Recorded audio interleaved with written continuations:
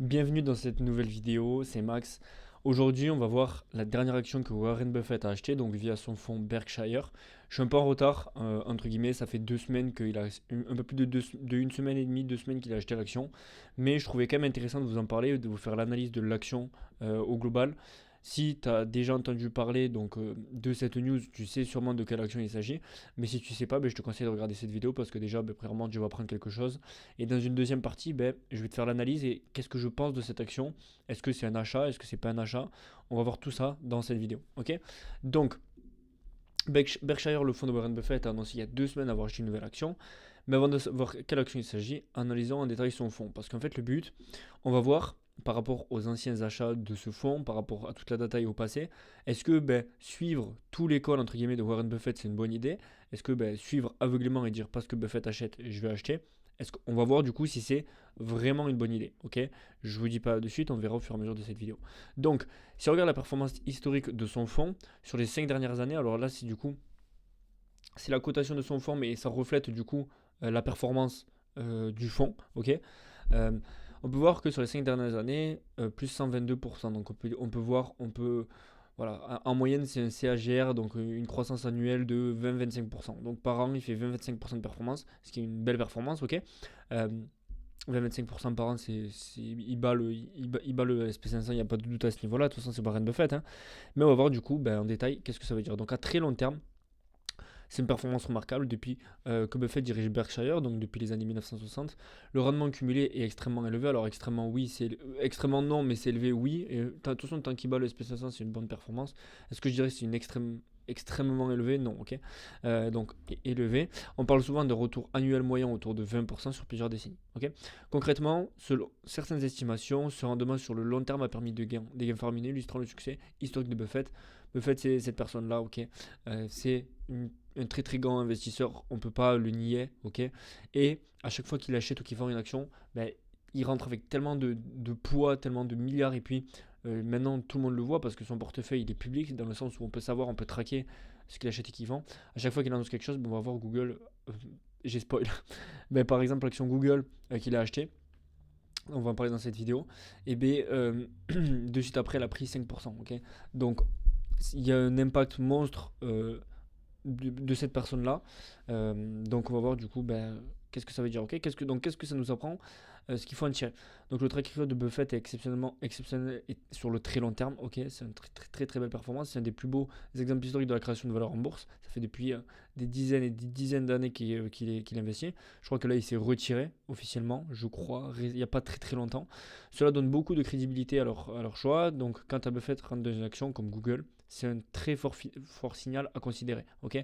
Encore une fois, chacun est différent. Il y en a, ils suivent uniquement Buffett quand il passe cash, il y a certains vendent, etc. C'est pour ça qu'il y a un gros impact, il y a un effet boule de neige. C'est-à-dire que lui, là, il annonce pas directement, mais il achète une action. Les gens vont voir, du coup, beaucoup de gens vont rentrer, etc. Ok. Mais ce n'est pas gagnant à 100% chaque année et sur toutes les actions. Ok. Donc la performance passée ne garantit pas du tout que le nouvel investissement suivra la même dynamique. Les marchés, la condition macro, etc. Encore une fois, voilà, si on voit que tout le marché se boite, euh, Buffett ou pas Buffett, l'action va prendre un coup aussi. Ok. Donc par exemple, l'exemple d'un dernier achat de Berkshire, donc c'est une entreprise que j'avais moi aussi acheté. On est sur UNH ici, United Healthcare. Donc je crois qu'il a annoncé à peu près par ici. Peut-être que c'est ce gap haussier, je sais pas, mais quand j'ai regardé les news, c'est à peu près par là. Donc il a annoncé avoir acheté UNH.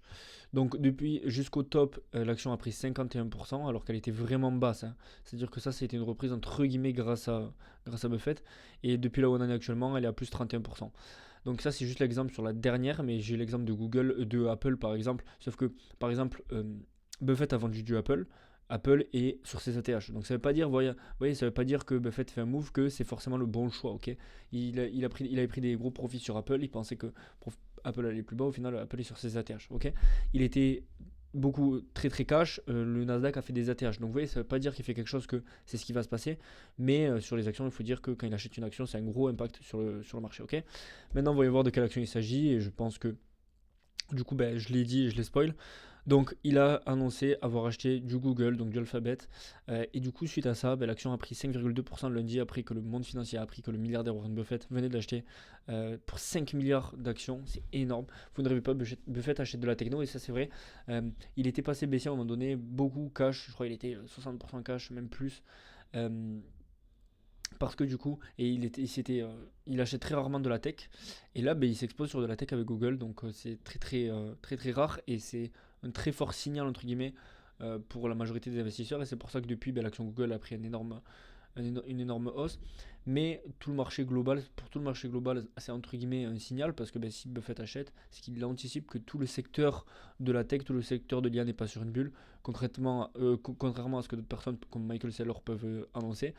Donc voilà, déjà maintenant 17,85 millions d'actions Alphabet, et ce n'est pas un petit clin d'œil, cette transaction est d'une valeur de 4,93 milliards de dollars. Ok, donc c'est en effet Google, comme vous l'avez vu.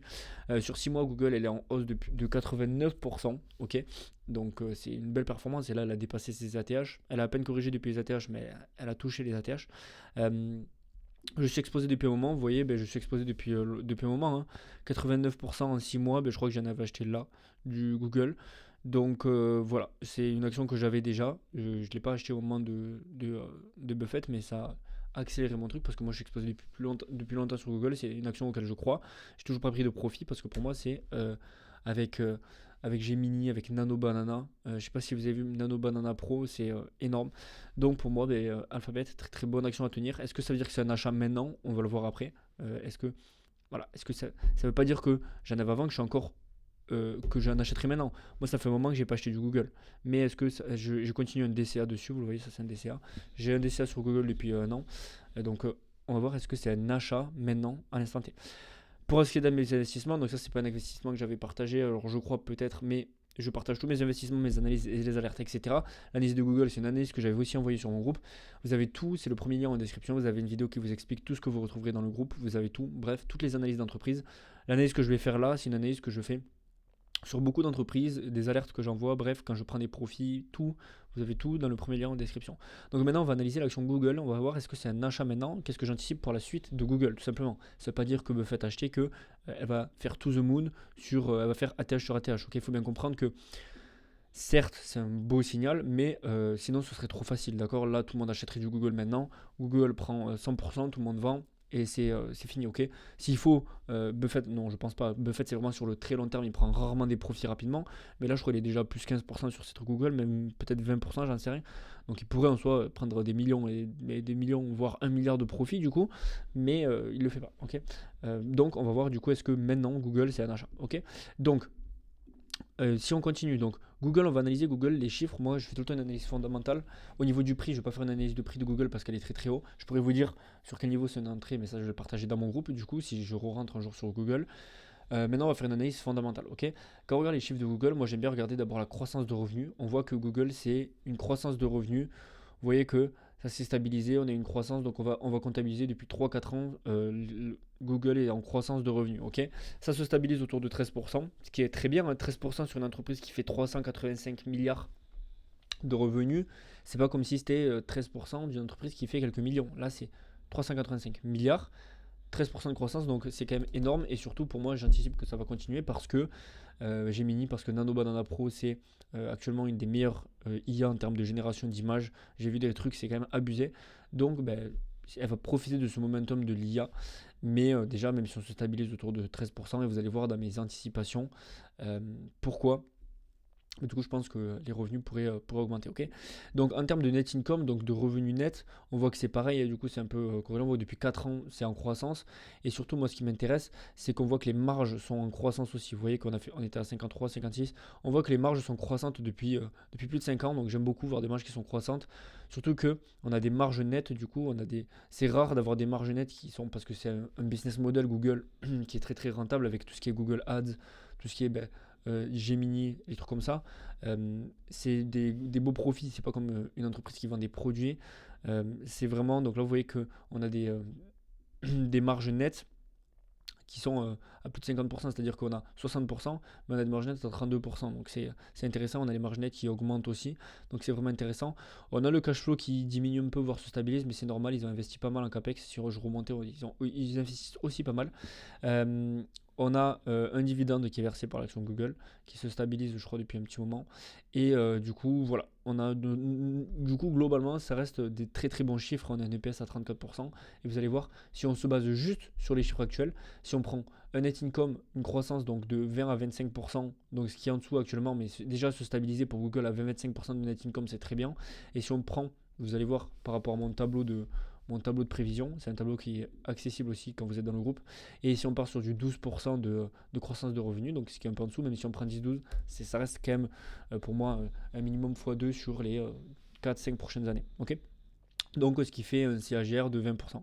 Vous voyez, c'est pas juste se dire putain x2 en 4 ans c'est nul, x2 en 4 ans ça fait 25% de croissance annuelle, et ce qui surperforme le SP500. Moi c'est maintenant comme ça que je sais si une entreprise pour moi c'est un achat ou pas. Je fais une analyse fondamentale, j'utilise mon tableau de prévision, ok, que je vais vous montrer après, qui est accessible au groupe, et à partir de là je vois ok, à partir de mes chiffres, de mes anticipations, ça me donne un prix d'entreprise dans 4-5 ans. Je fais du coup, j'ai un CAGR, un taux de croissance annualisé. Je vois si c'est supérieur à la moyenne du SP500. Si j'ai une entreprise qui me donne 5% de croissance annualisée, ça ne m'intéresse pas, autant acheter du SP500. Si j'ai une entreprise qui me donne à minima 15-20% de croissance annualisée, j'achète parce que ça surpasse le SP500. C'est tout simplement comme ça que je fais. Et donc là, du coup, on va lister les points forts et les points faibles. Donc, comme je les ai dit un peu, donc point fort, on a une croissance de revenus. Ok. Ce que j'aime beaucoup, du coup, c'est une croissance de revenus sur une entreprise qui fait des milliards, donc c'est très très bien. Ce que j'aime bien, c'est on a des marges qui augmentent. Et là, du coup, en positif, j'anticipe que ça stagne, entre guillemets, entre 12 et 15%. Mais voire 20 dans mon cas extrêmement bullish, mais je préférerais rester sur un cas neutre. On a les marges qui augmentent et du coup, on a un bon EPS par conséquent. Et net income, ok, ça c'est les points positifs. Point négatif, légère diminution du free cash flow, mais ça c'est pas non plus abusé. Et la concurrence, ok, on va voir tout ce qui est concurrence dans l'IA, etc. C'est un point négatif, oui et non, parce que du coup, ici, il lave les autres IA. Franchement, moi j'ai utilisé ChatGPT, j'utilise encore ChatGPT juste par habitude, parce que moi je fais pas énormément de choses avec les IA. Je m'en sers un peu pour tout ce qui est, bon, pour pas mal de choses. Mais franchement, si je devais utiliser une IA, je regarde les résultats, Nano Banana Pro Gemini, c'est vraiment très très solide. Ok, donc voilà. Et du coup, si on prend tout ce que je vous ai dit, donc si on part sur une moyenne entre guillemets de 12% de net income sur les 5 prochaines années de revenus grosses, et 25% j'ai pris de net income, donc ça c'est mes prévisions sur l'action, c'est sur mon tableau de projection qui est disponible quand vous rejoignez le groupe. J'ai mis les revenus actuels, vous voyez toutes les cases grises, c'est les cases qu'il ne faut pas toucher, les cases blanches c'est ce que je remplis. J'ai mis le revenu actuel et le net income, donc ça c'est juste les revenus que j'ai repris d'ici, hein. Ok, j'ai pris en revenu actuel, j'ai mis 385 milliards ici, et en net income j'ai mis 124 milliards. Et donc ensuite j'anticipe du coup ça, c'est mon cas moyen, on va dire. Mon cas baissier, on sera 8%. Mon cas haussier, on sera 15%, entre 15 et 20. Mais mon cas moyen, on sera là, voilà, entre 12 et 15, ça me paraît raisonnable. Et là, j'ai pris 25, mais je ne serais pas étonné, même qu'on soit à 30. Donc, du coup, c'est vraiment un cas moyen baissier. Donc, du coup, ça pourrait être beaucoup plus fort. On a actuellement un prix d'action qui est là. Vous voyez qu'on est actuellement à 621, entre 621 et 660 dollars selon mes anticipations. Donc, ce qui est un x2 tout pile quasiment depuis du coup en 4 ans, dans les 4 prochaines années, donc ce qui me donne un CAGR de 20%. Donc de 20-25%. Donc vous voyez que ça reste pour moi un achat, même sur ces prix. Alors est-ce que ça veut dire que j'achète maintenant aux ATH? Non, je continue mon DCA. Maintenant, si je vois des replis sur certains niveaux cohérents, j'utilise l'analyse fondamentale pour savoir si une entreprise est intéressante, et j'utilise ensuite les niveaux clés, l'analyse technique pour savoir quel point précis je peux avoir. Je ne cherche pas à choper le bottom, mais acheter là en stock picking aux ATH Google, ça ne m'intéresse pas, même si pour moi, ça reste un achat. Je préfère avoir de meilleurs prix. Pour moi, sub 250, ce serait un très très bel achat, mais je ne donne pas les niveaux ici. Je vous le partagerai si vous rejoignez le groupe. Vous avez toutes les infos en description. On en a fini pour cette vidéo. C'était assez rapide, assez concis, mais j'ai donné pas mal de choses. Voilà, c'est tout. Du coup, si vous voulez aller plus loin, que vous ayez accès à toutes mes analyses fondamentales d'entreprises de ce genre, évidemment, je ne regarde pas que Google, il y a énormément d'autres entreprises que je regarde. Des entreprises qui sont des achats maintenant. Donc vous avez tout dans le premier lien en description, n'hésitez pas. Vous avez aussi le Discord gratuit en dessous. C'était Max et on se dit à la prochaine pour une nouvelle vidéo. Ciao.